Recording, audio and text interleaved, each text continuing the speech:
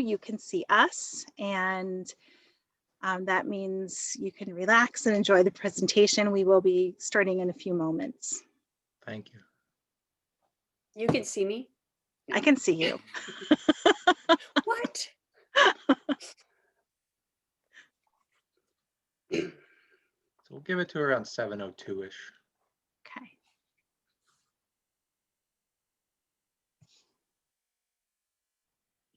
Lots of people popping on. Yeah, it's great. Wonderful.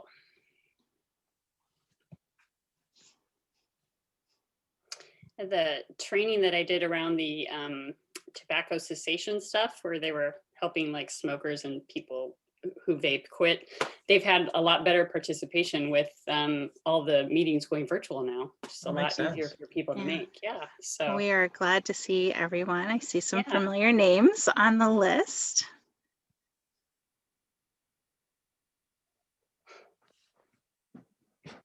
Some folks from school, from the Alliance. So glad to see everyone here with us tonight. And maybe Mr. Rice, are we ready to get started? Yeah, let's do it. Okay. 7:02.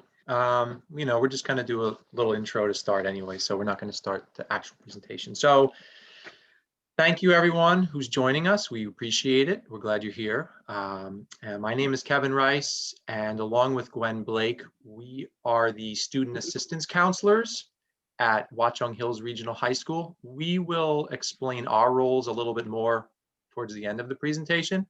And our role and what we can do to help if possible, and our contact info and whatnot. But for now, first and foremost, we want to welcome and thank Dr. Heather Athanasiou from Community in Crisis, which is a local organization focused on vaping and substance abuse. So they've been a tremendous help to us, an excellent resource for us and our community. And before we pass it over to Dr. Heather, Gwen is just going to talk a little bit about some of the nuts and bolts for tonight. Welcome everyone, and thank you so much for being here tonight.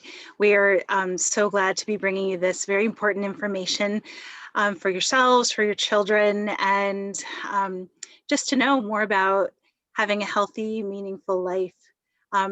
So these nuts and bolts, we will be taking, as I said before, for those of you who weren't on right away at 7, this is a webinar, so we have designed this so you can't, we can't see you, you can see us. So be comfortable wherever you are, have your camera on or off, it does not matter because you cannot be seen. In the bottom of your screen, you'll see chat button and a Q&A button. We will be doing a Q&A session at the end. If Dr. Heather is saying something that you're curious about, please drop a question in the Q&A. We'll be reviewing them most likely at the end, but if there's something that we need to address right away, we will surely interrupt for a moment and we can clarify anything that you need, but mostly we'll try and answer those at the end. And again, please enjoy, and I will turn the floor over to Dr. Heather. Well, thank you so much for having me. We're really excited to be here. The Watchung Hills Regional High School counseling staff has been the most proactive group in the area to work with, even more so than the schools in our own district. So we're always really excited to partner with them, and thank you for having me. I'm going to go ahead and share my screen real quickly. Let's see, it should pop up here.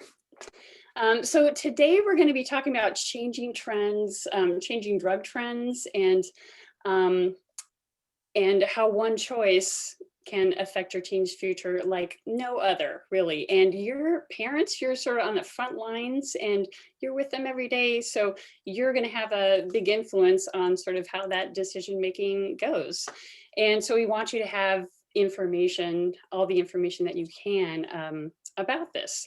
And I was very fortunate when our kids are in college now, but when our oldest Alex was in 4th grade, he had a friend whose brothers were in middle school and high school, and his mom was like, oh, come to this talk at the middle school, like you won't believe what's going on in high school. And we went, and I was like, oh my gosh, I learned things in just that very first talk that we used as parents throughout our, throughout our kids' education here, like through high school. And I truly believe that my son especially would have been on a totally different trajectory right now in life had I not learned some things at that point. So I am a veterinarian by training, but I'm a parent first and foremost. And I love sort of sharing this information with, I've spoken to school staff and to students and, school nurses and guidance counselors, but I really, really enjoy especially talking with parents because, I can relate. So we're gonna dive in. Tonight we're talking about drug trends, and we're going to really focus on alcohol, the vaping of nicotine, and marijuana. And Jewel is up here too, but that is also vaping, sort of the same thing. Those are the three main drugs that teens get into, so that's what we're focusing on this evening. And a lot of us sort of know we're more familiar with alcohol than vaping. So I'm going to use vaping to sort of talk about how trends are progressing, and we'll get on into marijuana later too, but vaping is going to help us sort of understand like how sort of things get ramped up and we get a lot of youth adoption of different things.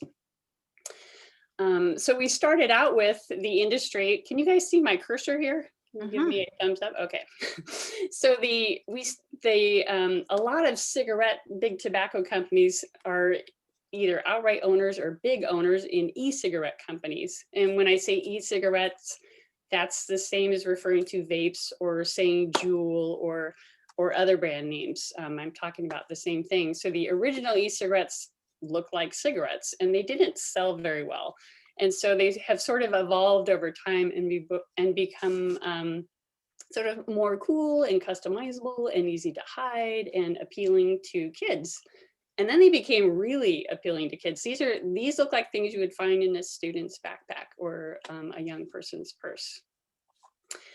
We were originally told that these were products designed to help an adult smoker quit smoking, but clearly these are designed to get the attention of young people. They want to try candy flavored things. And these companies also, they do their homework on marketing, and they spent, I think, over $14 million just in 1 year when we saw the greatest spike in vaping. $14 million was spent on advertising, and they know that if they can get celebrity endorsements and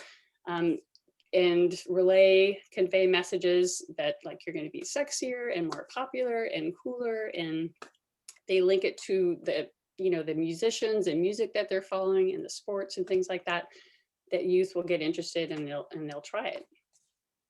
So what's the big deal? What is the big deal with vaping? Aren't they just inhaling like a flavored vapor?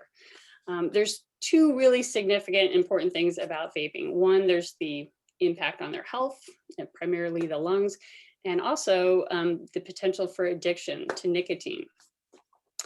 So this slide used to say 1 pod equals a pack of cigarettes, but I have, the 2 recent webinars that I attended.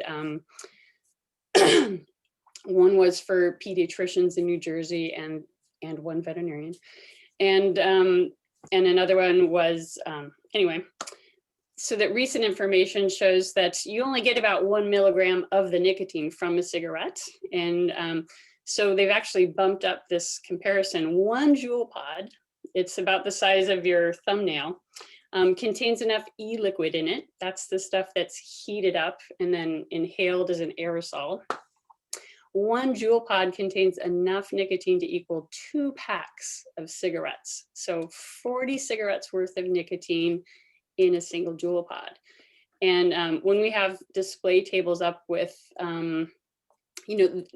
all these different devices out so parents can see what the different devices look like, parents will ask, well, how long does it take to use one of the pods? And it varies by the user, but some teens, when they get going and they become really dependent on nicotine, they can be vaping 4 to 5 pods a day.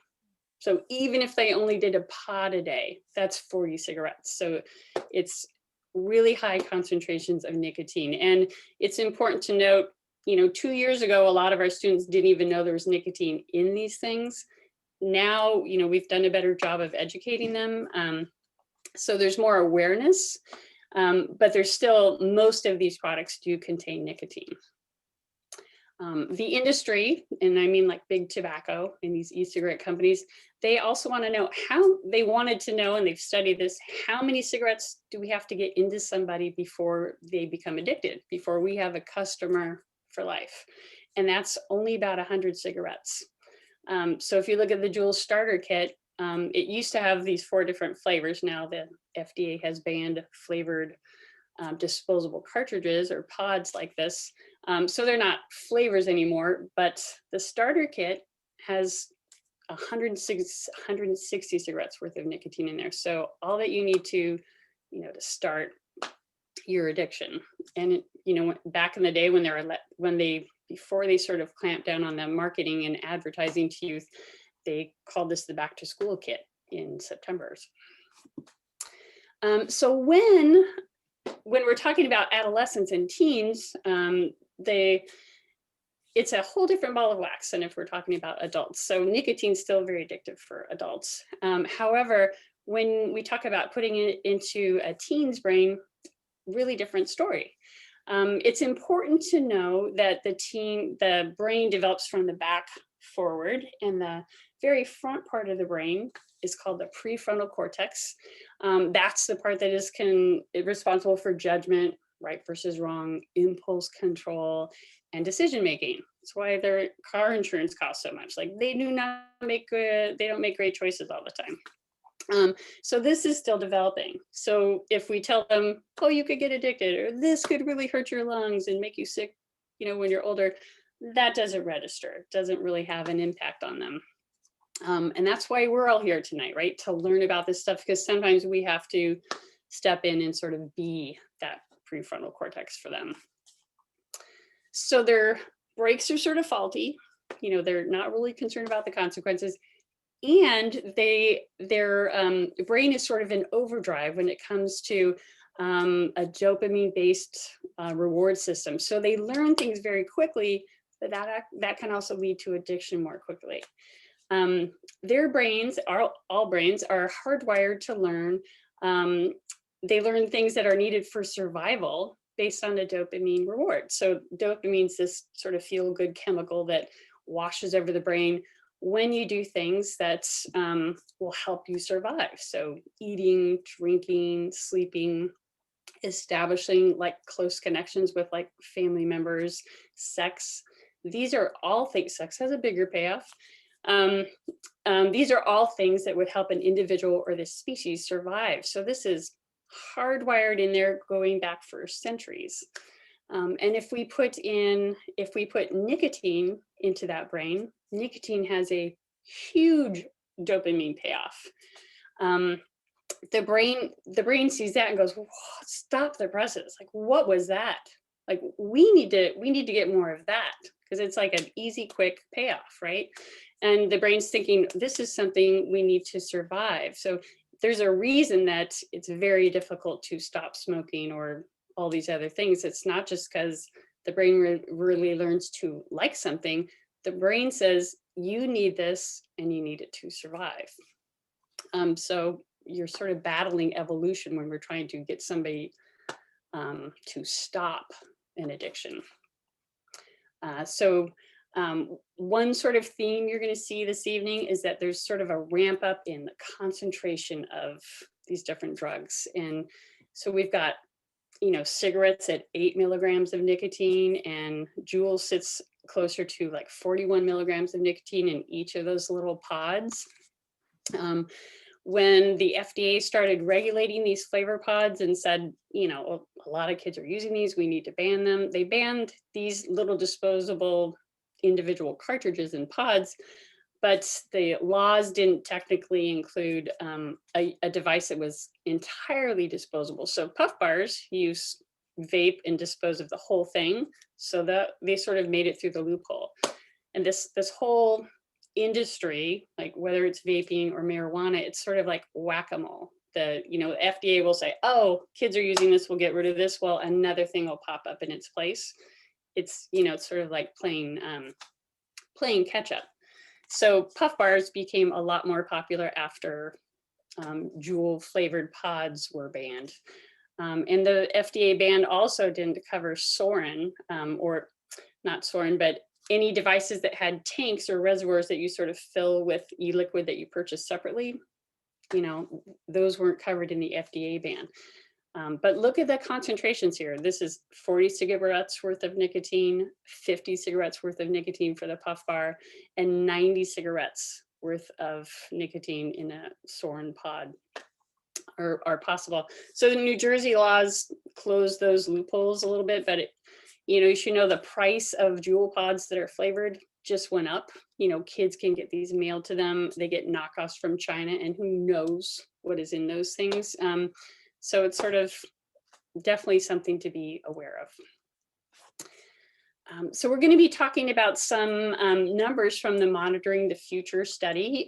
That's a study that typically surveys about 40,000 high school students across the United States every year, so we can identify trends. And it asks them about things like drug and alcohol use, in addition to other things, but we're focusing on the drug and alcohol stuff today. So this is information from across the United States. And for 2020, there's only about 12,000 students, I think, replied before COVID sort of impacted the study, but we still have information. So you can see from 2017 to 2019 represents the single greatest increase in use of any type of greatest increase in any type of drug. And that was in response to that huge marketing push that we saw with like millions of dollars going into the market. I think that was 2017 to 2018. So it was like a over 70% increase in use. And the good news is we're seeing some leveling off now, like the trajectory is sort of flattening out. So that means that, health teachers talking about this, parents talking about it, all the public health campaigns that are going out, like word is getting out that this isn't just flavored vapor that kids are inhaling. It's not harmless. So we've done a good job with vaping, like we're getting the word out and we're slowing down that trajectory. However, we still have 20% of our 8th graders have vaped in the last year, 34 and 39% of our seniors. So the numbers are still really high, but at least we're headed in the right direction. So the study sort of talks about 2 different types of use. There's, did you try it in the last year at some point or use it at some point? And one of the other things that they ask is, like they say, have you used it in the last 30 days, which gives us more of an indication that like they're a current user, somebody who uses it more regularly. So I'll talk about those 2 types of use. So if we look at current tobacco use, kids that use nicotine regularly, there are some that are smoking cigarettes, but most of them that are using nicotine are vaping it. And these are considerable numbers. We've got the light blue here is our 10th graders and our 12th graders here in red. And this is the case with every drug. There's like some initiation in middle school and then some in, it sort of picks up as you go through high school. And then it's usually the highest in our 12th graders. But we have 1 in 5 10th graders and 1 in 4 of our seniors are using vaping nicotine on a regular basis. And if we think about the fact that, it only takes like 100 cigarettes worth, to become addicted, and how many cigarettes worth are in each pod, there's a good chance that if they're using on a regular basis, there's a very strong chance that they're addicted to nicotine already. And your counselors have information on how to help with that. And incidentally, if somebody is vaping at school or using marijuana at school, if they need to do that, if they need to take that risk, that's also probably an indication that they're that they're dependent on nicotine already, because it only lasts about 2 hours in your system. So if they're going to the trouble of using it on school grounds, there's a discussion that needs to happen there. So aside from nicotine, this again is not a deep dive into vaping, but I do want to remind people, even if kids say, I'm just doing the vitamin vapes or essential oils, or I found something that is, it says no nicotine on the label, there's still other things, or CBD is going to be coming our way, and it's already here in vapes. But so even if a student or a family, wants their student to like take CBD or something, vaping is not the way to do it. There are other chemicals in the flavors and the other components that when they're superheated to temperatures of over like 300 to 400 degrees, some of the chemicals sort of change nature, and some of these are in there already. There's things like lead, formaldehyde, which is embalming fluid, nickel and cadmium are found in battery acid. Benzenes are the compounds that give gasoline and exhaust that really noxious smell that you can't be around for very long without getting lightheaded.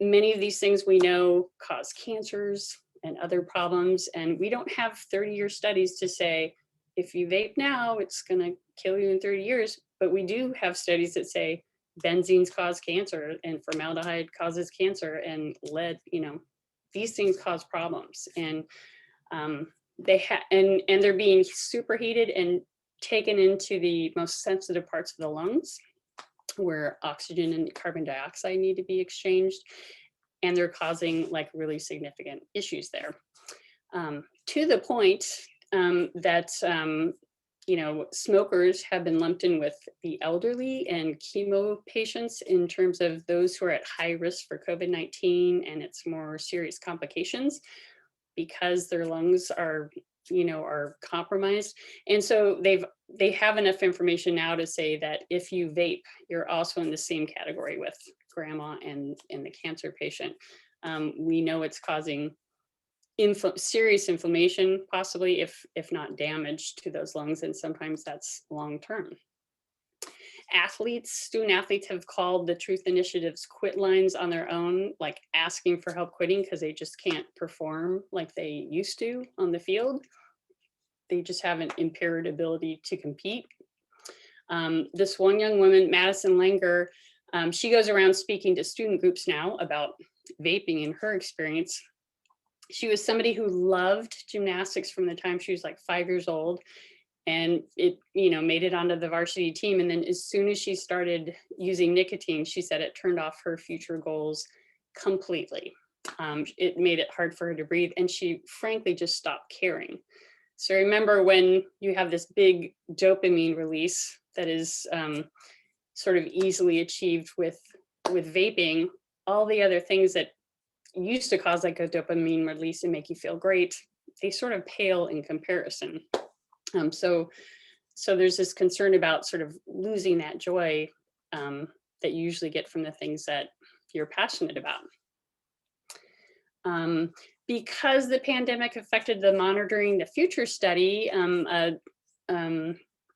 some researchers looked at vaping habits specifically as they were affected by the pandemic, and they surveyed about 2,000 teens that were e-cigarette users, so they were already vaping at the time, and 68% of them reported that they'd reduced their use or quit altogether. So, I wanted to mention this tonight because this may be a great opportunity to sort of, take advantage of that. Some believed that there was like an inability to purchase it. Maybe it wasn't as accessible because they weren't around like other kids, or having access to it, just staying home around parents. But also vaping is a social thing, like sort of smoking is, and that may also, there may just not be as much appeal when they're home alone. So this might be a great time to help a child sort of get the support they need if they want to quit. I do want, because I'm going to switch gears now and talk a little bit about, and we'll talk about marijuana. I want to remind you that, e-cigarettes have been around for a while in the United States, and the American Medical Association told the FDA, like, you need to regulate this stuff. And it took them nearly 10 years to take the action that they did. And we saw all the loopholes that were still present, even when they did pass laws. So I don't want you to think that just because, our the New Jersey government's on top of marijuana and passing rules around it, that it's going to be safe for adults or kids. We need to really be educated consumers, or not consumers, depending on what you decide. So they passed the FDA laws affected, remember, they banned flavors in those pods, and New Jersey laws took things a step further and said they also added menthol, because the use of menthol went up when they banned the other flavors. They said, hey, we're gonna apply these flavor bans to nicotine and non-nicotine products. That's good for youth. They're gonna make sure the penalties focus on retailers, not youth, and that makes sense. We want to punish the adults who are selling this, not the youth who are, that their judgment's still developing and they're going to make bad calls sometimes. However, the New Jersey law left like a big loophole in their laws. Their laws don't apply to medical cannabis products or related supplies. And if you, like, my parents live out in California, if you walk down the street in Venice, there's like a medical marijuana, I forget what they're called, dispensaries. Like every other shop was related, well, like every other storefront for a while was dedicated to it was a marijuana dispensary, and they have like a sandwich board out that said the doctor's in, and in 5 minutes you could go in and walk out with a medical marijuana card. If kids can get fake IDs, believe me, they can get medical marijuana cards, and so that would mean they would have access to candy flavored cannabis products. That's just one example of maybe our laws aren't going to really keep them safe, even though it's under sort of the jurisdiction of the New Jersey government now. So here is what's coming our way. That loophole that I talked about, it's big enough to drive a Mack truck through, and the Mack truck's going to be full of pot. These this is sort of a display on the right, like all these colorful things have THC in them. That's the psychoactive component of the cannabis plant. And CBD is another sort of component that comes from the cannabis plant that doesn't sort of have like the effects on the brain, the psychoactive properties that pot is usually used for, or that marijuana is usually used for. So we're going to talk a lot about THC now.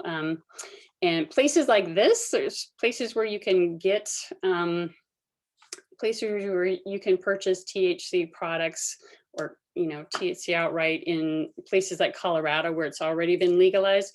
There's more places like this than there are Starbucks and McDonald's combined. And sometimes those places aren't always like necessarily popping up in Basking Ridge. They usually tend to be in lower socioeconomic, places, because they don't really, fight it as much as maybe like the Basking Ridge parents or the Watchung Hills parents. But you are going to see a lot of places pop up dedicated to or partially dedicated to selling pot or selling marijuana in different formulations. They have gas and grass stations. So you get your gas, you get your weed, and you hit the road. This is a very important slide. Edibles make up 45% of the legal marijuana market in Colorado. So these will be everywhere. I don't know if this reminds you of the earlier slides that we saw in the vaping presentation. This looks like candy. It looks really colorful. If I was a kid, I would want to try all of this. And I really want to encourage you, again, we're not doing a deep dive here into marijuana, but I really want to encourage you as parents, because this is going to be part of our lives forever moving forward. Please attend a talk that is strictly focused to marijuana, because there's a lot to learn. And I'm just going to teach you like one or two things here. If you look at these gummy bears here, like a pack of gummy bears, they might have, like 10 gummy bears in there. And they'll say like, oh, there's so many milligrams per gummy bear. But one gummy bear might have 0.5 milligram and another gummy bear might have 7. Like there's nothing sort of regulating, like there's no quality assurance and the government's not making sure each gummy bear has 1 milligram of stuff in it. And sometimes the dose, like for a person, is a gummy bear or half a gummy bear, depending on your weight. Like, I don't know about you, but I eat sleeves of Oreos and Girl Scout cookies and bags of gummy bears. I never have a gummy bear. Dr. Heather, Yeah. timely question here. Yeah. I didn't want to wait till the end. Is there any regulation on this packaging that we're seeing that looks like Kit Kat bars and Butterfingers and things like that? These are question about all intellectual over property. They're all over Colorado, so I guess they're different enough. But so these are like on the shelves, and I guess I can't really speak to that, but I've seen these in multiple pictures and multiple presentations, not like a one-off thing. So I believe that's, you're going to see things like this that look very familiar. There's been a lot of like overdose issues with like, adults having gummy bears or things around, or older students, and then like a 5-year-old finds a pack of gummy bears and eats them all. Like, that's been a real issue. So this is something to really be aware of if you're parents with much younger kids. One thing I want to mention about edibles is if you're inhaling, and we'll talk about like dab pens. So some people do use dab pens to take in THC, or they vape marijuana, or smoke a joint. And then if you do those, if you're inhaling it, you feel the effects right away of that THC. If you are eating edibles, it can take up to 2 hours, give or take, before you feel the full effects. So, imagine a young person hanging out with their friends or being at a party, and they take their one gummy bear, and then, after like a while, they're like, I'm not feeling anything. They take another one, or another couple, because they didn't feel anything. Well, all of a sudden they've taken like 4 times what they're supposed to take. It's a lot easier to overdose with edibles. So those are just like a few little things that hopefully are like teasers that make you go, oh my gosh, I need to learn more about this. And again, this is not just for your student, but if you're most adults, when things become legalized, when marijuana becomes legalized, the perception of risk goes down, because you think, oh, my government, the New Jersey government is making sure that there's 1 milligram in my gummy bears, and they're making sure that this is what it says on the package. And that's not necessarily the case, but people's guard goes down. Parents aren't as concerned about it. Youth are not as concerned about it because it is legal. And younger experimentation, the age at which people first experiment, so kids first experiment with marijuana, tends to go down in states that have legalized marijuana. It's going to be in your cold brew coffees and your craft beers also. It's going to be everywhere. So if we look at adolescent marijuana use in the last year, we've got 35% of our seniors had used it at some point last year. And I wanted to throw in statistics from, Colorado. After they legalized it, the regular kids that used it regularly, so ones that said, yes, I've used it in the past month, that use went up 58%. And when they were serving people like 12 years old and older. So there was a 58% increase in regular use of marijuana. We've already got like 28% and 35% of kids who've like, I've tried it. So once the perception of risk goes down and the accessibility goes up, our numbers are likely to go up here like they have in other states. So following legalization, there was a 25% increase in cannabis use disorder. So that's addiction, dependence on THC among 12 to 17-year-olds.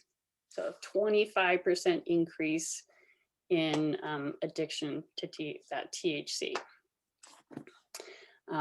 We had, so I think I want to go, so I want to look at this real quick because it helps explains the other side. This is marijuana potency. it has really changed over time. Remember, we went from like sort of cigarettes with nicotine in them, and now we've got vapes that have really high concentrations of nicotine. Our marijuana plants, and this is looking at the cannabis plant, has gone from about 4% THC potency to 16% potency. So I wanted to mention this because if you're an adult and you remember pot not being that much of a big deal before, it's a very different animal, almost a different drug. Like, we're not talking about the same pot that people may have had experience with or seen friends have experiences with in high school or college. It's a very different animal. And so because of that, it's been around a while. We've got a lot more information about marijuana than we do, say vaping, for example. We know that 1 in 6 young people who begin use as a teenager will become addicted to marijuana. It used to not be thought of as being addicting. We know for certain that it is addicting. We use this example with kids when we're talking with them all the time. Like, if you waited for King to Caw to get on that roller coaster, and every time it left the station and did its loop, 2 of those 12 people like flew off the ride, would you get on that ride? And most kids were like, of course not. Like, as a parent, you wouldn't put your kid on that roller coaster. That's what we're talking about, though. 1 in 6 kids who start using marijuana as a teenager will end up with either a marijuana addiction or potentially an addiction to some other drug. And that's a serious number. So I'm not saying don't ever use marijuana. I mean, that's a personal choice, but we need to let their brains finish cooking. And the name of the game is delay, delay, delay. And then let them make an informed decision as an adult when their brains are done. And this is an important thing to be aware of as adults. 8 to 10% of regular marijuana users develop dependence. That's not teenagers, that's regular marijuana users. So you may not have a problem if you try it a couple times, but if you become a regular user, even as an adult, there's that risk of addiction, of dependence. So we spoke already about how they've really increased the concentration through genetics and breeding of certain plants to get higher concentration cannabis. And then they further concentrate that THC depending on how, like what formulation you're using. Like, you can smoke that 16%, joint. But sometimes the THC is concentrated into wax or shatter or oil and used in different devices. And the really alarming thing is that when it's concentrated, it can reach concentrations of 60 to 90% THC. So we went from 4% back in 1995 to now 90% THC. And it's usually like the boys who are, have like the dab pens for like the waxy stuff is in dab pens. I'm not saying it's only boys, but I'm saying boys are at a greater risk of vaping and then maybe vaping marijuana and then moving on to these other concentrates. So I just want to put that out there to the parents of boys. Take a spin around the room and see what just pay attention. These really high THC concentrations have been associated with psychotic episodes. This is a quote from like a gentleman who works with the Child and Adolescent Services at the Medical Center in Aurora, Colorado. He said when they have these psychotic episodes, like a young person will come in, and a psychotic episode is you're totally disassociated from reality. Like your parents are the bad people, food and, liquids are poison, or, people have been destroying their own apartments, and the cops are called and they're taken into the emergency room and they're screaming down the hallway. And this one ER doctor said, like, I can almost diagnose, what's going on just from like what I hear outside the room sometimes. So there's psychotic episodes that are happening, and there's no telling who comes back from this and who doesn't. It can be recurrent and tends to get worse. So this is really terrifying to me. So one thing that I learned, and this was just in another recent webinar, so we've sort of woven together information from a lot of different talks here. If you're somebody who's a regular user, you're a lot more likely to have a psychotic episode with high potency stuff.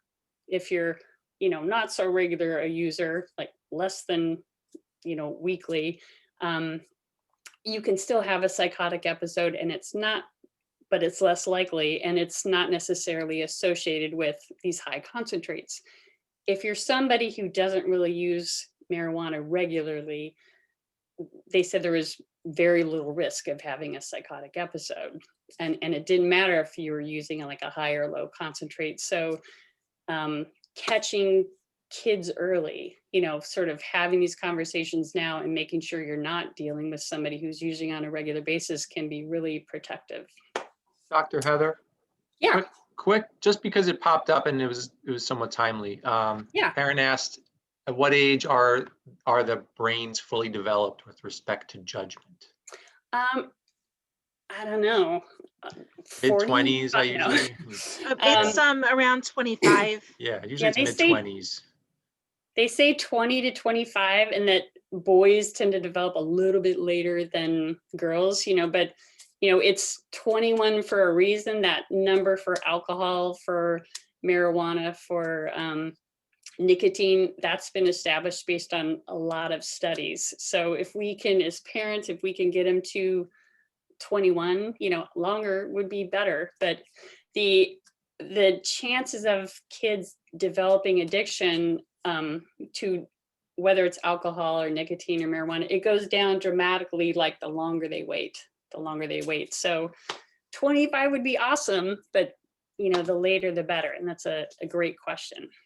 And that would be because a developing brain will learn to operate with the substance rather than without it. Does that sound accurate?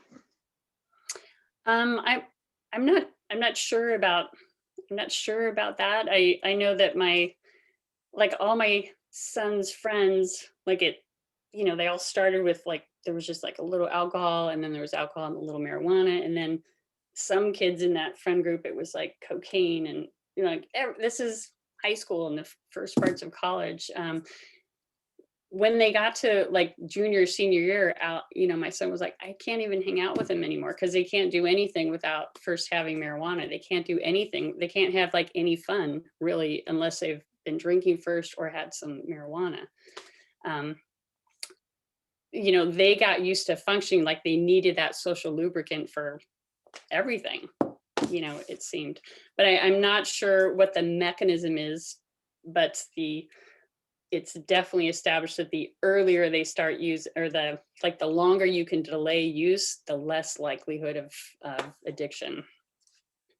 And I did want to mention down here at the bottom of this slide, these psychotic episodes are sort of a more recent thing with these really high concentrates that are being created with THC now. But marijuana has for years been linked to a higher risk of schizophrenia, depression, anxiety, and suicidality. So if your kids are struggling with any of these things, or if you even have a family history of it, you're really playing with fire by letting them also, dabble with marijuana, especially at a young age. Most of us have aspirations for our kids. Some of them are going to be the next great scientist or artist or entrepreneur. A lot of them want to go on to college or, into a business of some sort. And if we want them to have all of those opportunities and be as competitive as they can be, marijuana is really it's like them shooting themselves in the foot. If they're working hard and taking honors classes and AP this and really working towards something, whether that's academics or music or dance or whatever it is, if they're trying to master something, marijuana is not going to help them in those pursuits. It's proven to lead to lower IQs, lower grades, fewer people completing college, lower life satisfaction and earned income, all that stuff. I wanted to mention briefly the intersection of vaping of marijuana and marijuana. And in the past year, so we had roughly 1 in 5 of our 10th, sort of 10th, 11th, 12th graders are reporting that they vaped marijuana in the past year. So that doesn't necessarily mean like regular use, but they've tried it. So that is really concerning because, about 2 years ago, we had this rash of cases across the United States, this e-cigarette and vaping associated lung injury. And the more severe cases were associated with people that had vaped marijuana. So I definitely want to sort of remind you, like, vaping of any substance is not good for your lungs, but especially vaping marijuana is not recommended. The CDC is like, we definitely want to avoid that. So briefly, we'll talk about drinking here. So alcohol is always been like the preferred drug of our high school students, probably because it was easiest to get, and vaping is a newer thing. But we don't know if this is an artifact of like a smaller sample and sample size this year, but it looks like drinking is trending up. So we have over half of our seniors had alcohol in the past year.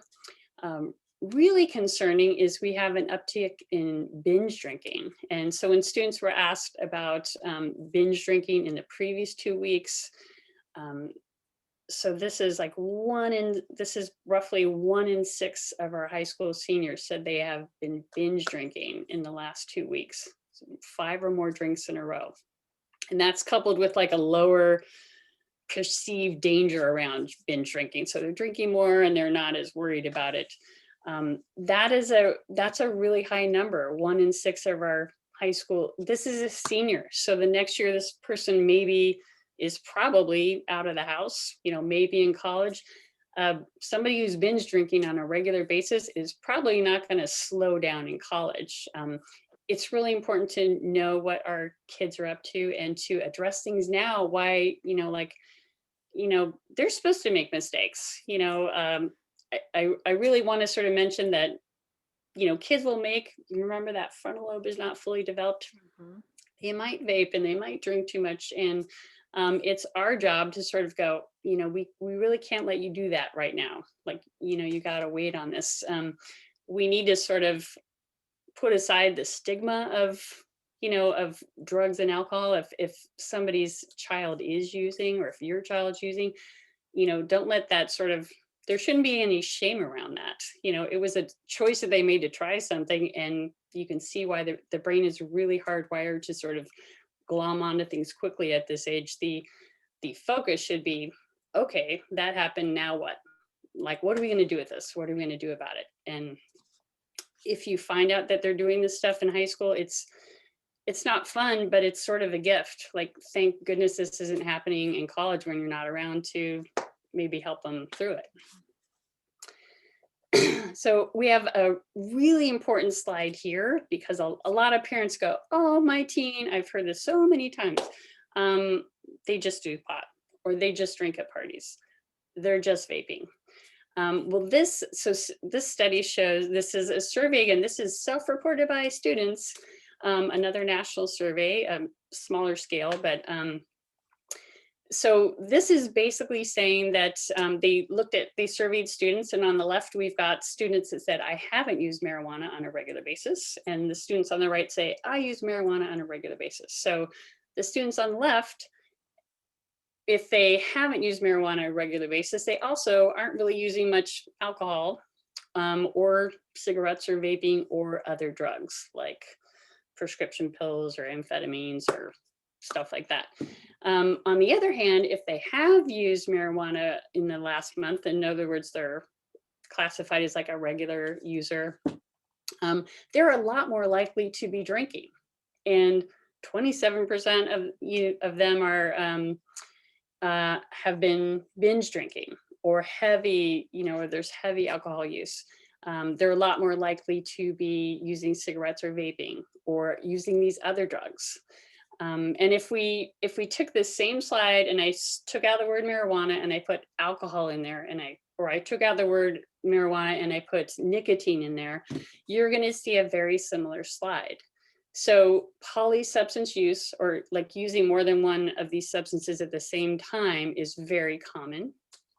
So if you do discover that your child is using one of these things, there's a really good chance they're also, if they're using marijuana, they're probably also drinking, and they may also be vaping here and there. They may have, like, they may be at parties where there's pills, and you know, when you're doing these other 2 or 3 things, a pill at a party doesn't sound like such a bad idea after a couple drinks and all this other stuff. So just be aware that this polysubstance use is very common. And again, if we're aware of this as parents, we know we need to like dig a little deeper when we find one of these things being used. So Smart Approaches to Marijuana is an organization that took lessons learned in like Colorado and was trying to like talk to, you know, officials in New Jersey and say like, hey, here's what's going on out there. They featured a lot of victim stories, and one was Justin Beach. He was like a young man who died after snorting heroin, but his journey down that pathway started with marijuana at 14. The majority of individuals who misuse like prescription pain meds and heroin, they don't start by putting a needle in their arm one day. They don't go, today is the day I'm going to start heroin. They start in the basement with a red Solo cup, or they start smoking like pot with friends. Most heroin addicts or prescription pain med addicts started drug use early as teens. And some of the parents that I've seen at some of the community and crisis events, our organization started because of the opioid crisis and in response to that. Some of the parents that show up to those events who have lost kids or who have kids that are in and out of recovery, they're like, oh, if I would have known, I knew he was smoking pot with friends, but I had no idea it could lead to this. I had no idea. That's the one thing they would tell other parents. Dr. Heather, I just want to jump in real quick. I guess the timing is right.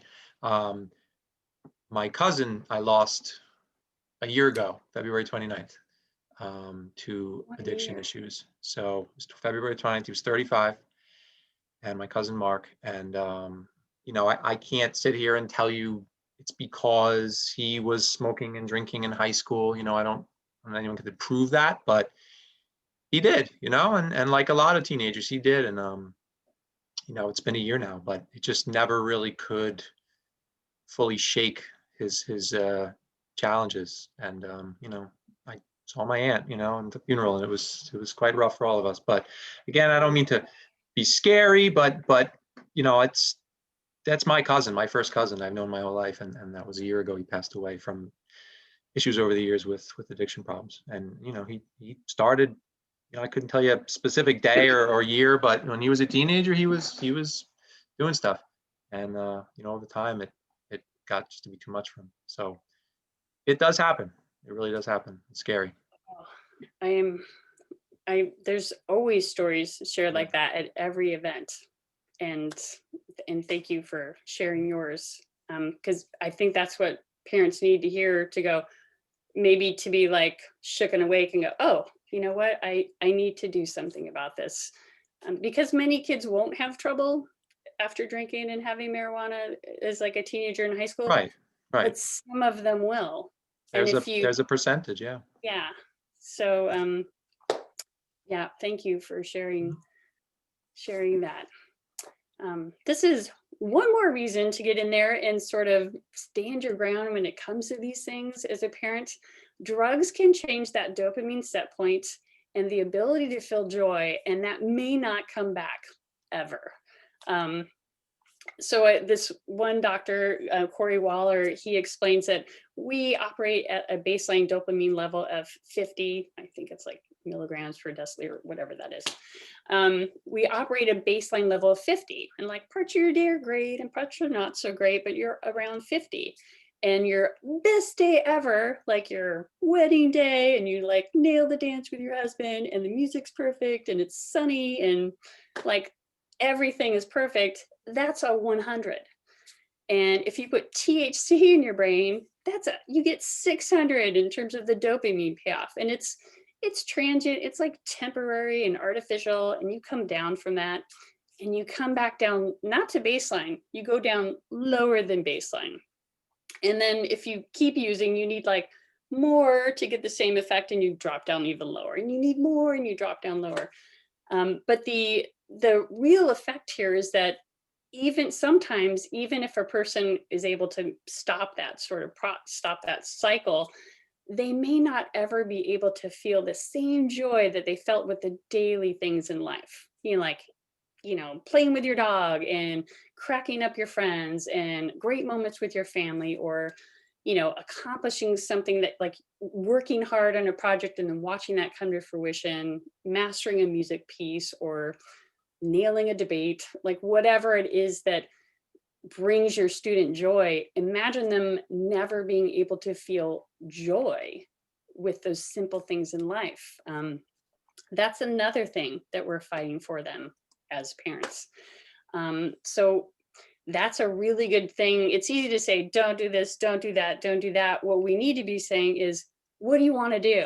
Do you want to try this? Do you want to try that? Like, feed their, like, what's their why? What are they passionate about? Or a lot of them don't know. So, help them. I'm not saying just keep them busy, but I'm saying give them like substantive things in their life that fill them, so they're not looking for other things. They've got a reason to go, that's okay, I'm good. I don't need that.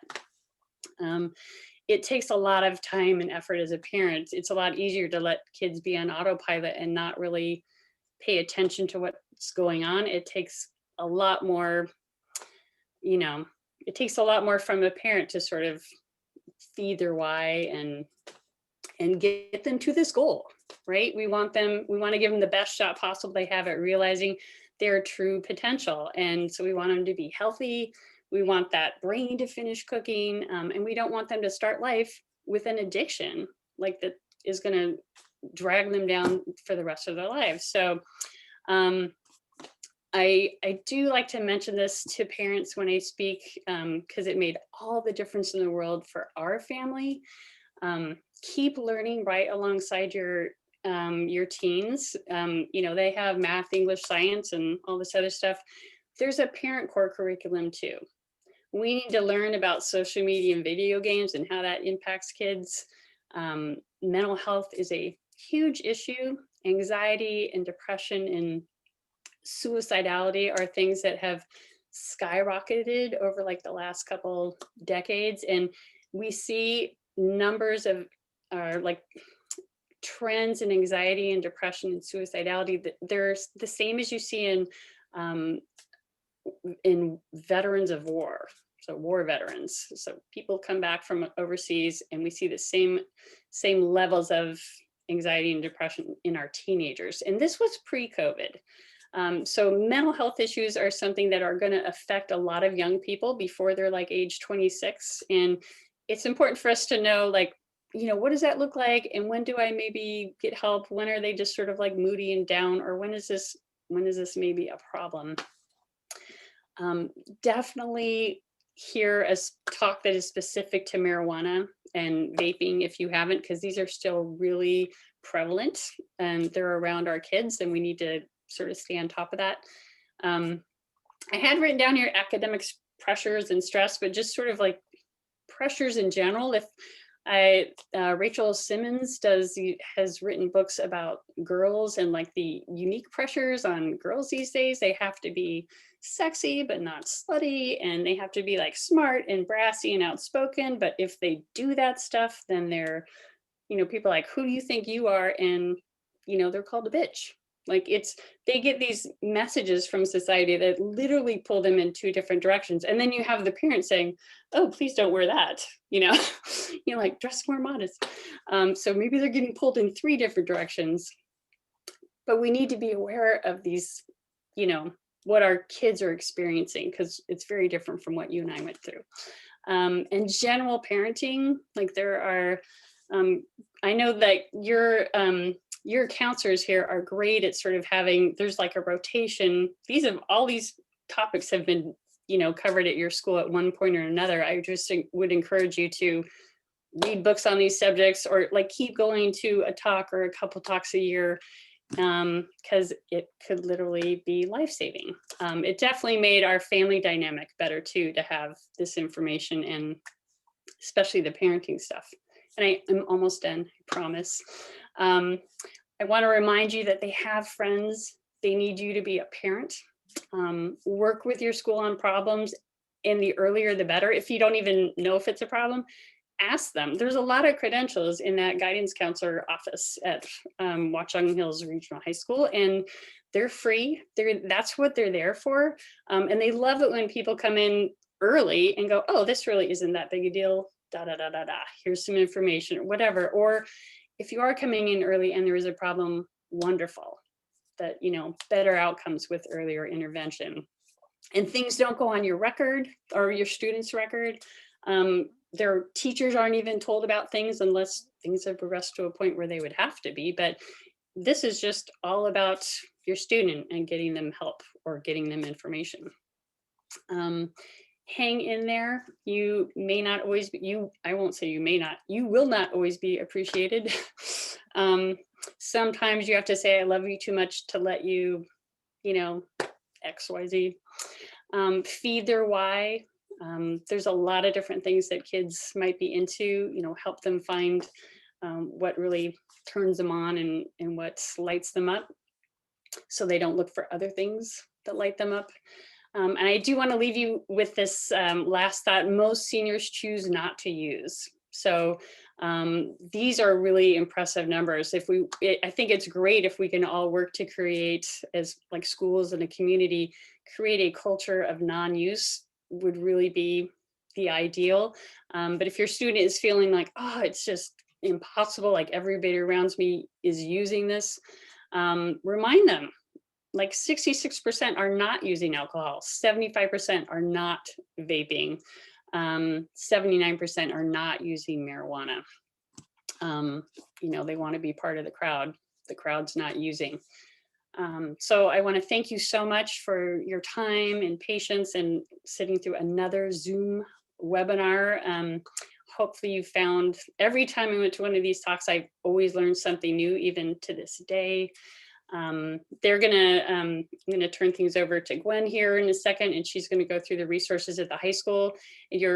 They should be your first stop for any issues or questions or concerns you have, but we're gonna be doing Q&A at the end here.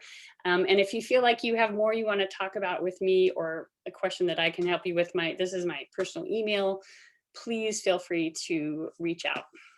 And I'm gonna turn it over to Gwen. Oh, thank you so much.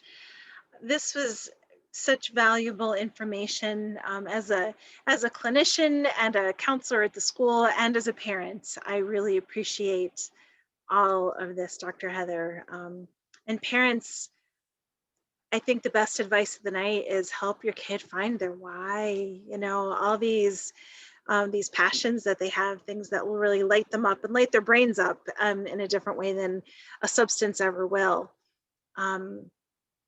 So we have so many supports at the school. We have a really good counseling team, both in school counseling and also special services has an amazing bunch of clinicians and counselors and social workers also. So there's so many to help all of your kids.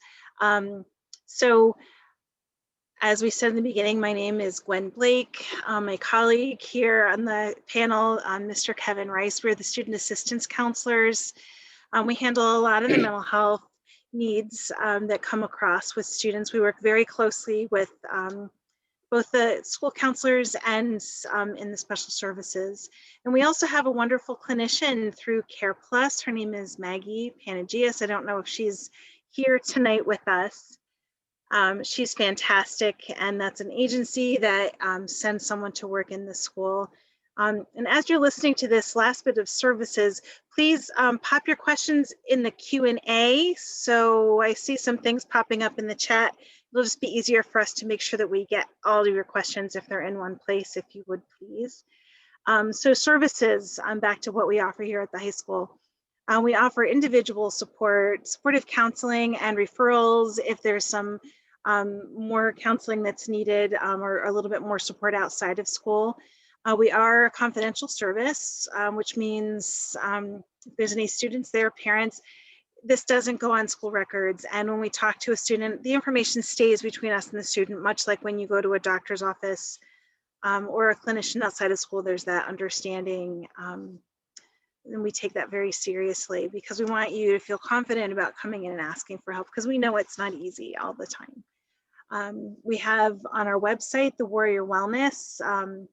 It's a great resource. We pop up stuff all the time when we find great articles or activities and things to do, boredom busters and everything is on there. And something new this year, Mr. Rice was extremely instrumental, and also some of our nurses, in getting this great app that's custom made for Watchung Hills. Text WH Rise Above, and there is help quitting the vape. It's so important. It's anonymous. They will help you every single day. You'll get something. And there's a parent option that's down here too, texting quit to the number listed below. And we'll provide that in our follow-up email, so you'll have that information. And it's also on the school website. So this is us, everybody. This is what we have to offer. And it's our pleasure to come to work every day and work with your students. We really care for them deeply and want to see them emotionally well, physically well, academically successful, and to be able to move on from high school feeling that they've had a great experience. Before we start Q&A, I'm going to turn this over to Kevin for a moment. Thank you, Gwen. You're welcome. Thank you very much.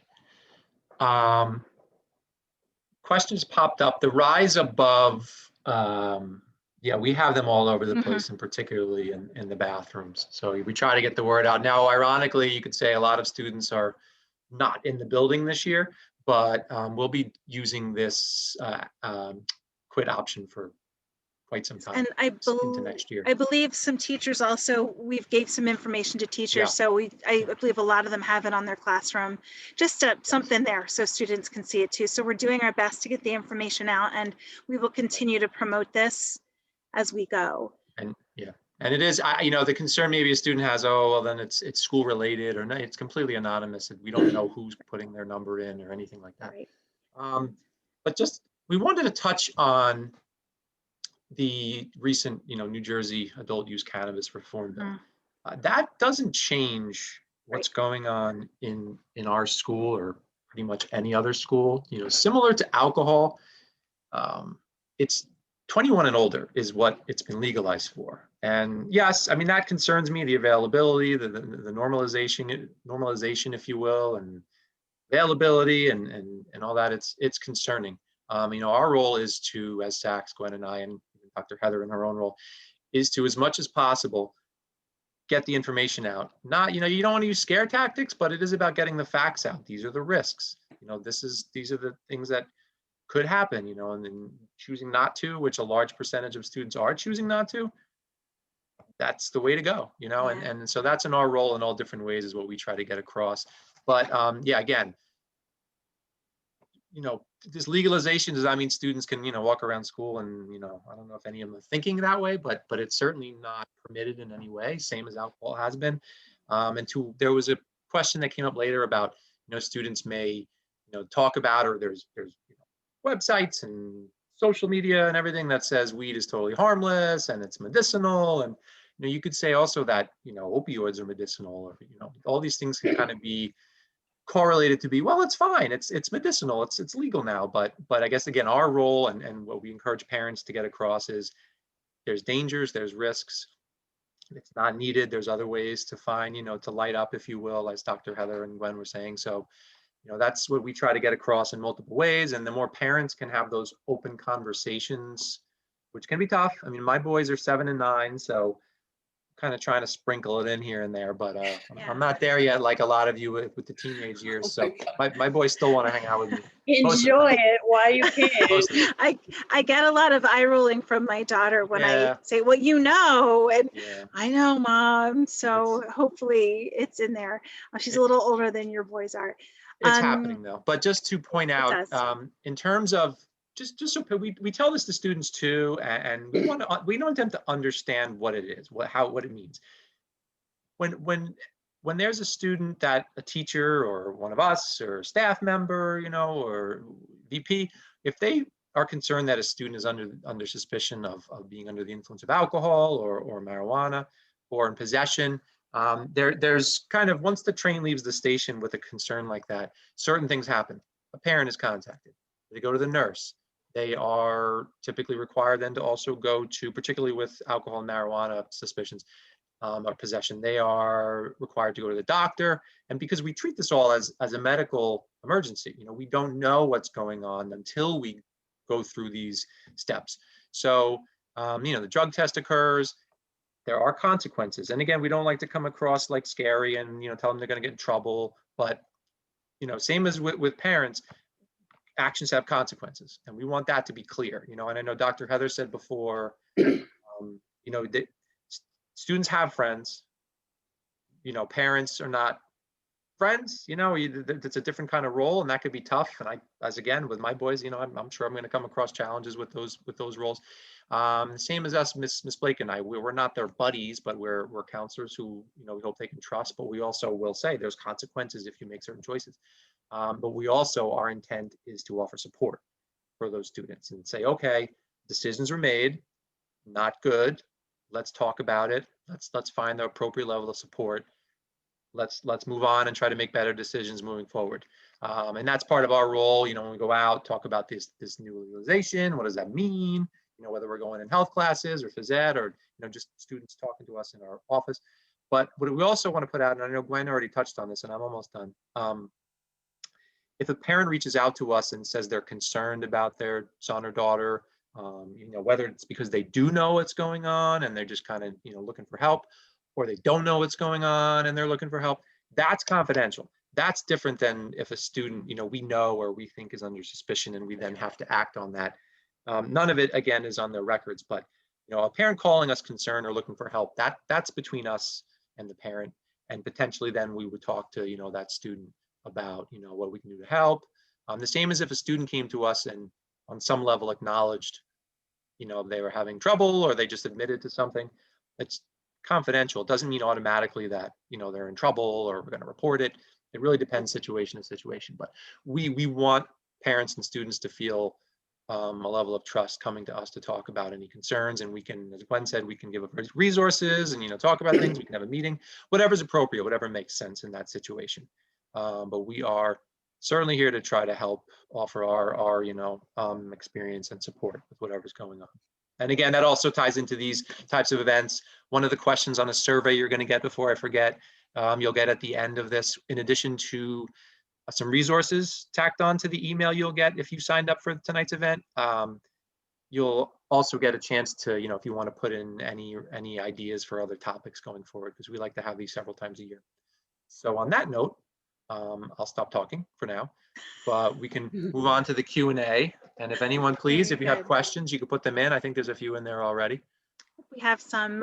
We've been trying to answer some as we go along. There's a few in the chat box. I'll do my best to find them in the chat. And we will be providing Dr. Heather's email for the person who asked for that. And Dr. Heather, here's a question directly for you. Asking for the helpline to offer their child who this parent feels their child is literally the only individual in their friend group that's not using THC products, but is admitted to feeling it's impossible with the pressure starting to mount. And, of course, wanting to stay with their friend group. So this parent's asking for some ideas on where she can get some support. Oh, that is a really good question.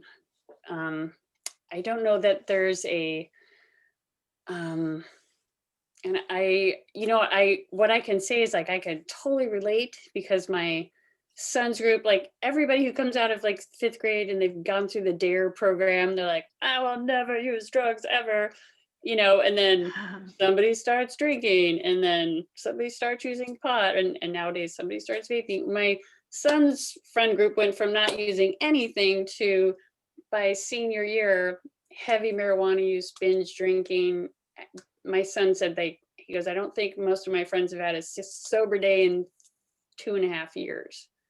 Like, and we have alcoholism and mental health issues on like as a family history. So I was like, you drew the short straw here. Like, I really can't let you experiment with this stuff. And so we had sort of like checks and balances, like we had sort of boundaries at home, and a lot of these other kids didn't. So my son was not allowed to go down that path. Not that he didn't try things, like it was not, we're not perfect parents and he's not a perfect kid, and we had things we had to work through, but he would be in a really different place right now if we didn't sort of say, okay, we gotta check this. But he was one of those kids, like this person's student sounds like, I can't remember if it was a boy or a girl, but all of my son's friends were using on a regular basis and he could not. And it's a really weird feeling to go hang out with people when, they start here and then they go off to La La Land because they can't have a social interaction without that lubricant. And so my son got to the point where he's like, well, I'm going to go for the bonfire for like 40 minutes and then I'm out of there. Or like thank God he had this wonderful girlfriend and they would like come over. He loves cooking. We would cook. We're like, we'll get steaks, like whatever you want. Again, it's like feed their why, right? It's like, I can't let you do that. What do you want to do? So we'd like have a big cookie night and then they'd go down in the basement and watch movies. I'm sure that's all they did, just watch movies. But anyway, he spent more time with this wonderful girlfriend who was awesome. And that was sort of like the saving grace. And when those friends wanted to hang out here, like we never had parties at our house because we weren't that family, but he's like, can we do fantasy football? Can the guys come here for draft night? We're like, yes. We're like, food, everything, like whatever he could do that didn't involve marijuana. Like, you want to go skiing with the guys? Yeah. They're, make those things happen. And I guess maybe encourage, there are a lot of the majority of kids out there are not using pot. So encourage your kid to find other activities or other students that aren't doing that. But I don't know of a particular helpline, that would have that kind of information. There is some, I don't know if it's exactly what this parent's looking for. SAMHSA.org is it's government clearinghouse of information on a lot of mental health and a lot of addiction information. So that's a great place to go. I'm also adding, oh, sorry, Gwen. I also added secondfloor.org, which is, kids can, it's kind of broad based, but you can discuss, a lot of different topics or even text. Maybe that's worth a try just because it's easy to check out. And also to Heather's point, Dr. Heather, sorry, the social norms that had been posted a little earlier, I think just hearing those percentages sometimes, for your son or daughter, maybe that could on some level add just a little boost that, could feel like you're the only one, especially if all your friends, but doesn't mean they have to make new friends, but maybe it could be reassuring on some level to know that there's a big percentage of just teens in general that are not choosing to smoke, eat gummies. Yeah.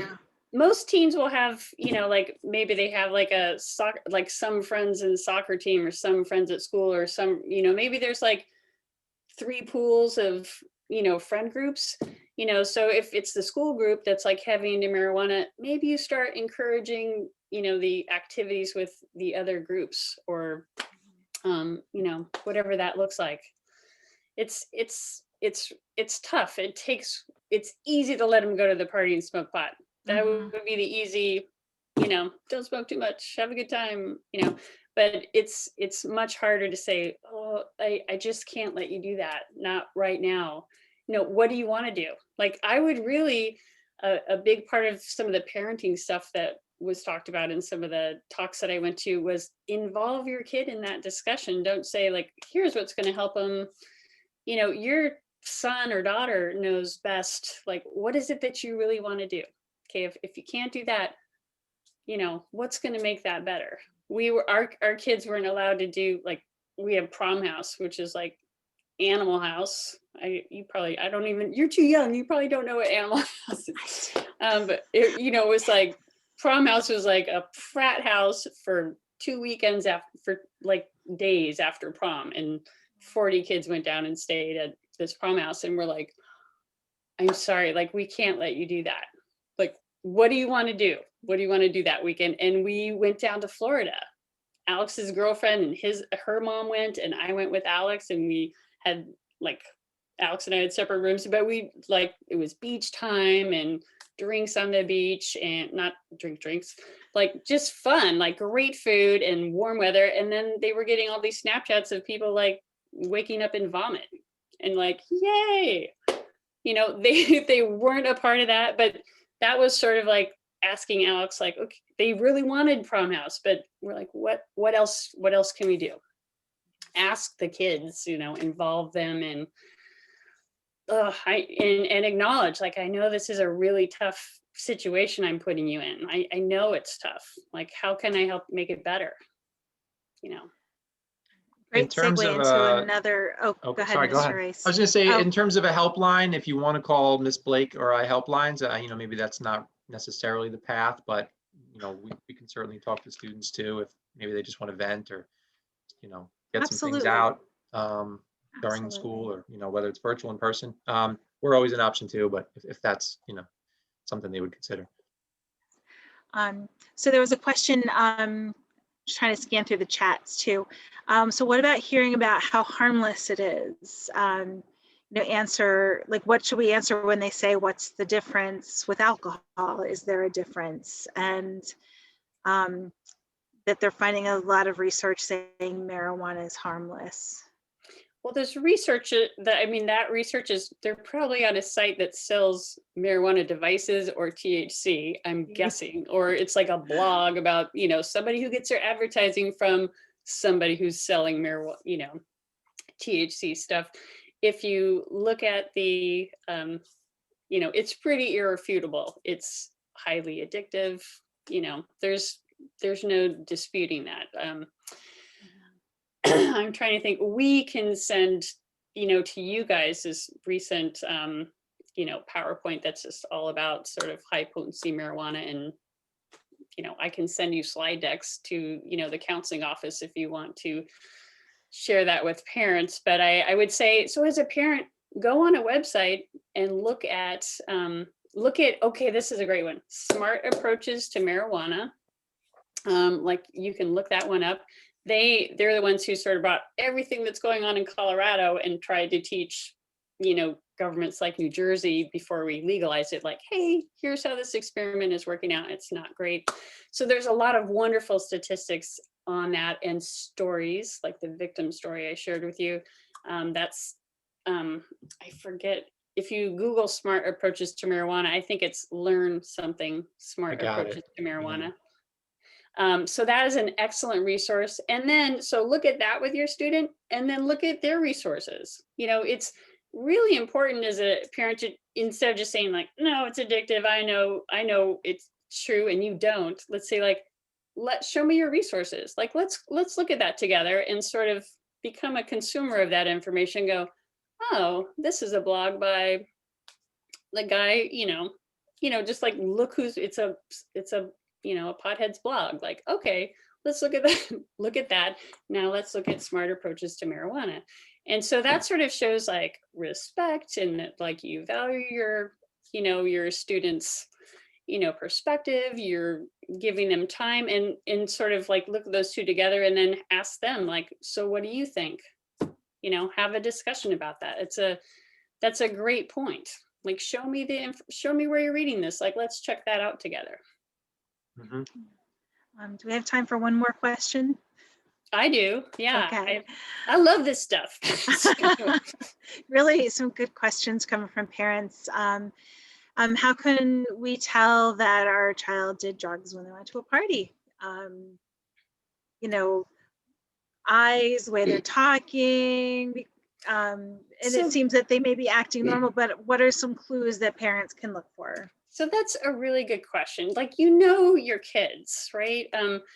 I know parents that would they'd be asleep, and then their kids come home from a party and they never see them, right? Our kids knew that we were always awake when they got home from a party.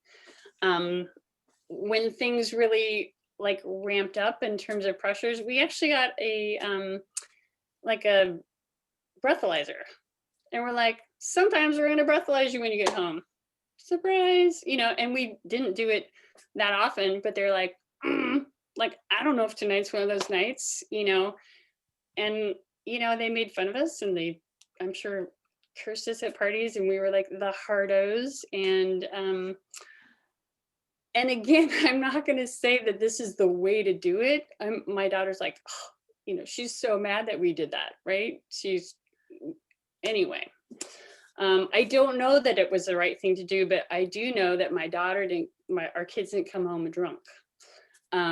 So be awake when they come home and engage them. Don't let them blaze up the stairs let me get you a snack, or how was the party? That kind of stuff.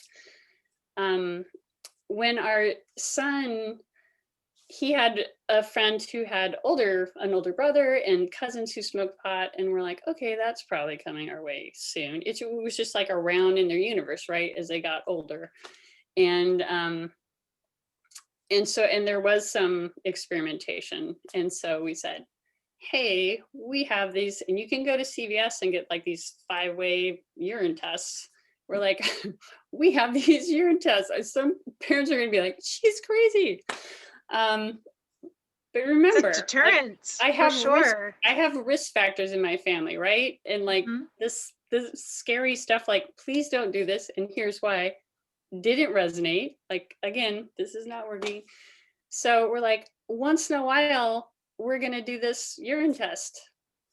So don't use, you can use us as an excuse. My parents are totally crazy. I can't do that because they will test me, and it's, and I have to say, this is anyway, so there was this big event, right?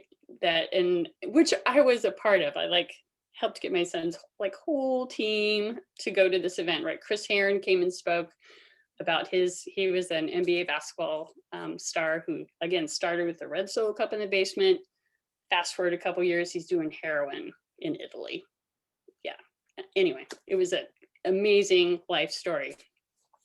So a couple days after that, I'm like, oh, you know what? I've told the kids I would randomly do this urine test, and I haven't done it in a while.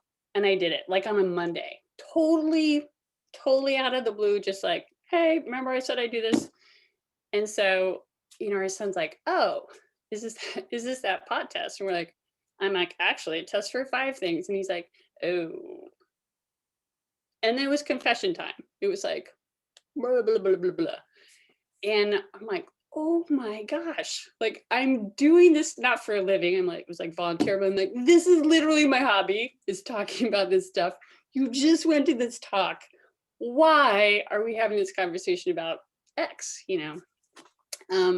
this a drug, right? And okay, so I'm just gonna say, because this was an ADHD, Adderall, kids were using it to help them study. He's like, well, this is a prescription. I didn't think it was a drug. So I never would have known, he wasn't acting funny. There were no signs. It was just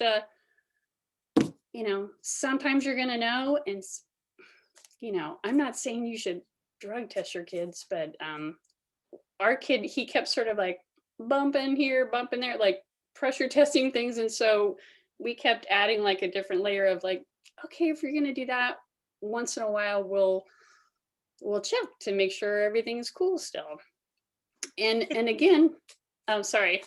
No, I was just going to dovetail off of that. It's important to those conversations, to talk, to engage them. And I love that idea of staying up until your child comes home, which, we at school get up really early because school starts early. We have to be there before the students. So that's a challenge, but I think it's an important thing to do because they know that they're just not going to just walk in and go to bed. And it's also important if they come home and they seem like they're intoxicated to be sure they're okay. Yeah. We've heard stories from parents. We've had parents come to the school and health classes and to talk where they've had some tragic results because they weren't checking enough. Not to say that it's the parents' fault. These things happen, but we can prevent them by engagement sometimes. You may know, maybe I should take my son or daughter to the emergency room, or maybe let me just stay up with them to be sure that they're okay. Yeah. It's important. And know your kid, spend time with them and do things so you can tell if something's off. One of the things I think I saw something pop up about like consequences, like Yeah. one of the parenting things we've learned is like, hey, when they do these things, it's not personal. It certainly feels personal when you're like, what? Like, I made this sleepover possible. I did this, and how I feel about this stuff, and you brought it into my house and you gave it to your friends. You're like, what? Like, you just want to scream, right? And it is, this was explained to me like, it's not about you. It's just about them not having great control here and wanting to try something and be cool with their friends. So if you can sort of like always act in the cool of the moment, like never like react on the spot, like take a break, and like the next day, when you're calm, go, okay, last time you tried something, we said we would go talk to a school counselor if something else happened. So when this test lit up, I was like, oh my, in my mind, I'm like, crap, now I have to call a school counselor. It's going to go on his record. Like all these things are going through my head. I'm like, I said I'd do this and now I have to do this. So I called the school counselor and they were like, yeah, it's like, we're not going to tell his teachers. Or he's like, I'll call him into class. We'll have a talk. And that was I'm not going to say that's the last time my son ever did drugs. I'm saying that is the last time we had an issue with him. He finally realized like, they're serious. Because I said, the next time I'll call the police because I would rather have you have a record, as a youth than to have a drug problem the rest of your life. And you have to follow through. Yeah, I must follow through. And that consequence needs to be like in measure with the offense. Like the consequence was like, oh, you thought this was safe, but it's a drug. Like, and I'd said, you need to talk to somebody else about this. And he did. It wasn't like banishment and no friends and you're grounded for, 2 months and give me your phone. It was like the punishments, consequence needs to fit the crime, and it's really about education and redirecting, like nudging them back on the path. It's not about crushing their soul and ruining their lives. And those are things that I learned from like Dr. Michael Bradley was the very first talk that I heard when my son was a 4th grader. And I think his book at the time was Yes, Your Teen is Crazy. And it was just like this whole epiphany of like, oh, this is why they are this way as teenagers. And, we're just guides here. So, sorry, other questions or? I don't see anything else popping up. I just want to say thank you so much for just being so real and sharing your real life examples, Dr. Heather. It is so important for us as parents to not hide behind maybe we feel some shame, or maybe we feel afraid to talk to someone about Mhm. what's going on with our kids. But, really, I think it's important to come around as a community and to be out there, with problems and with things that are going on. How can we help each other? How can we receive and give help if people aren't talking to us about it? And how can we get it if we're not willing to talk about things that Mhm. are going wrong for ourselves? Thank you for modeling that so beautifully tonight. Well, I love, again, I learned so much, things that have helped our family. Again, not to be perfect, but to be better than we would have been without that information, without those tools.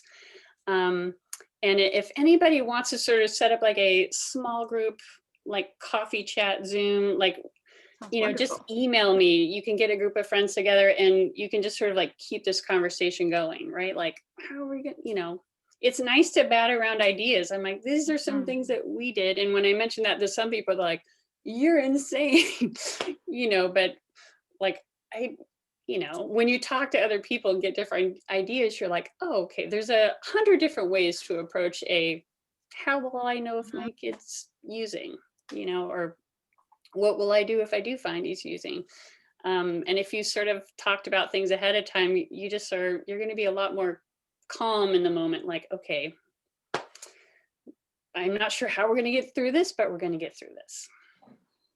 Oh, yeah. Well, thank you again, Dr. Heather. Sure. Thank Thank you so much. I know we went a little long, but thank you. Hey, that the questions Well are worth the coming in. time.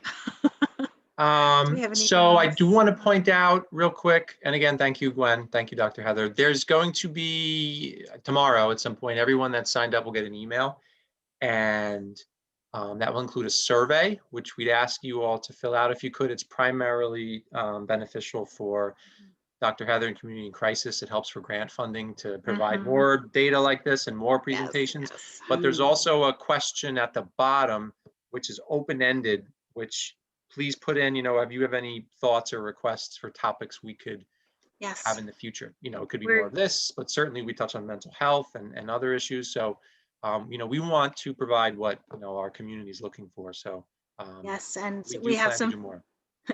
fun putting these together, and now we're webinar experts. So thank you for Yeah, being something here like that. tonight, everyone, for helping But us to learn. But thank you again, everyone that joined us. We are recording this, so in theory, this will be posted a little bit down the road on the Warrior Wellness site. The email will also have a As few long as my resources for son you. never sees it. Okay. Oh my So gosh. there'll be some resources sent to you also if you were on this, and please feel free to share them. But also please reach out, as Dr. Heather said, reach out to her. Her email was posted on here. To Ms. Blake or I, we're available. Please reach out. Questions, anything, just please reach out, and if we can help, we certainly will try. Yeah, So, I'm happy to chat with people via Zoom, or to set up a phone call, or get a group of friends together. And they did these things that were, I think it was just called coffee and conversation, pick a topic that is near and dear to your heart, and we can sort of talk about that, in a small group setting. Like, those are awesome. that And sounds great. a lot of times what parents, it's really helpful. So thank I'm you a so parent. much I could for definitely having. use some advice, but yeah, Parenting can be very isolating, yeah. and to have the opportunity to do that and to really just chat about the things that are near and dear to your heart and troubling to your heart, and get some support around that is so important. Thank you, Dr. Thank you. Heather. Thanks everyone for coming, and keep an eye out for that email tomorrow. Great. And we'll Thank you, sign off. everybody. Thank you very Okay. much. Have a good night, everybody. Good night. Thank you.